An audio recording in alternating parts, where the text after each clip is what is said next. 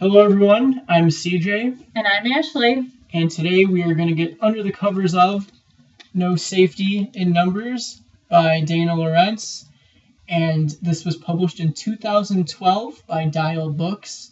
And it is 263 pages, and we both read from the hardcover edition. I bought mine, and she got hers from the library. Let's get right into it. Let's talk about the plot. Well, this book is about a biological bomb being set off in a mall, and the people who are there get quarantined inside the mall for 7 days. And there's a group of teenagers, and they're trying to find a way out of the mall, and there's another group of teenagers trying to find out what's going on and why they're being quarantined, what this sickness is about. And it's a bomb, but it doesn't explode. It just, releases the toxins into the air of the mall, and people are starting to get sick, and they quarantine the mall. And the senator is put in charge because she's the person of... She happens to be there. She happens to be at the mall at the time, so... Yeah. On that note, let's move into the characters. Yeah, the characters, because the plot is... Well, it's weird. Anyways, the characters. This book is being told through the perspective of 5 characters. Well, mostly 4 characters, and then the 1 character at the end. The senator gets the last chapter. But it's through the characters of Marco, Shay, Lexi, and Ryan. And all these characters are very similar. They're all doing the same thing, and they all kind of talk the same way. There's nothing really that sets them apart as far as dialogue or personality. They all kind of have this stereotypical personalities you would find in high school. There's the computer geek, and then there's the jock, and then there's the preppy girls, and then they all don't like their parents. They all don't like their parents. Their families, and they want to fit in more than anything else. Right. All of them. And then the last chapter is told through the perspective of the senator, who's kind of in charge of this whole quarantine because she is the person of highest authority who just so happens to be at the mall at the time. And before we go further, this is the first book that Ashley and I didn't like. Not at all. No. We have 2 columns, what's wrong and what's right with this book, and for what's wrong, we put everything. That's so good. It's all the I mentioned before, all the characters are very similar. They all talk the same way. There's nothing that really sets them apart other than their story and what's put what's a few personality them. traits. Yeah. Someone's a jock and someone else likes computers, but basically they're the same person. Right. And well, what else did you think was wrong with this? Besides everything else. I think that a lot of the logistics of the quarantine and what happened there seemed glossed over. We'll right. just have this happen. They don't really have security. They quarantine all these people in a mall, and all they have are mall security guards and a couple of cops. And it's what when they call in the National Guard or right. something to help control this group of people that's getting unruly because they're stuck there and they still have to pay for food even though they're stuck there. In the mall. And another thing is they do send in I guess it's the government is sent in, but they don't send in the National Guard, people who can impose force on these people.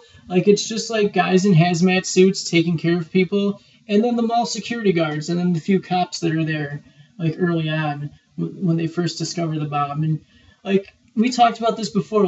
I think there's I want to say there's a 2-hour gap between when they discover the bomb and when they decide to quarantine the building. And in that 2 hours, people are leaving the mall. And if that bomb goes off within the 2 hours, they don't even know when the bomb goes off. It could have went off when Marco finds it in the beginning. And if that's the case, the toxins are they're out there. The toxins are out there. And people are breathing in the toxins and then leaving the mall. So and breathing out those toxins on other people. Yeah. So, the disease, or whatever, it's a flu. It's a certain type of flu. That's what it is.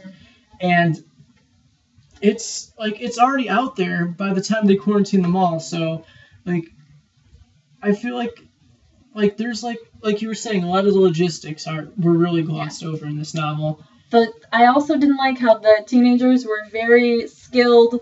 The cops couldn't control the people, but these teenagers, they could like knock people out. Yeah. One blow. And they were knocking cops out. And security guards. Knocking and everybody out. Guys in hazmat suits. Yeah. And they were hacking computers left and right and stealing climbing gear and climbing out in the open. Like, there's a giant football game breaks out. Like, I just didn't, like, there was, like, so much, like sidetracked from the, like, main story, I think. Yeah. But now that we've crapped on this book, let's put some sprinkles on it and let's talk about what we liked about the book. Well, it was a quick read. That's true. I like that. I read, like, the first day I sat down and read it, I read, like, 70 pages right off the bat. So, it's a pretty quick read. And there's like, little, like, plot devices that keep the story going, where it's not just bad all the way through. Like, there's stuff that keeps your interest. Yeah. It was an interesting concept overall. Yeah. I like the concept of being stuck in a mall and, like, what you would do. Like, there's, like, some fun adventures in the beginning, and then it starts to get a little bit more serious. Like, I did like that, how, like, it kind of builds into, like, more serious incidents. Yeah. That was good. And I tend to like stories that are told from different people's perspectives. Although in this book, it seemed like one perspective, but because the characters are so similar, but I do like that normally in a book, switching from one to the other. I have a hard time with that. Like, it's hard for me to, like, grasp onto a character when every chapter is a different character's perspective. And, like we were talking about earlier, every character is very similar, so, like, that just made it even harder for me. Like, Ashley likes the different perspectives, but it wasn't something I enjoyed. And we talked about this earlier, how it would have been better if each person was doing a different thing. Like, one person would be trying to find out, like, what's going on. The other person would be trying to find out, like, a way out. Another person would be, like, just doing what they're told. And, like, that would have made the story more interesting instead of all of them doing the same things. And, and like, that would have made it much more interesting, I think. Also, like, I liked how there were references to other literature and like modern, like, pop culture references. Like, I liked that. Yeah, I thought that was pretty interesting and pretty cool. Because, you know, it's something like teenagers love doing that. Like, they love making references to other things so they can relate to each other, and I thought that was a good way to relate this book to teenagers. So that's pretty much all we have. I guess we'll get into our final ratings, which aren't very good. And we pretty much gave our final thoughts because we didn't like it, and we told you all that. So we're going to get into our final ratings.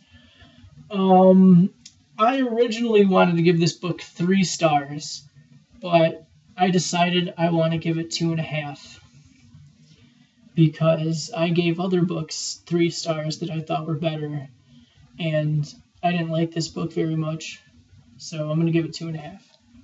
I'm also giving this book 2.5, but I was giving it 2.5 from the get-go, and then CJ copied me. Yes, I'm a copycat.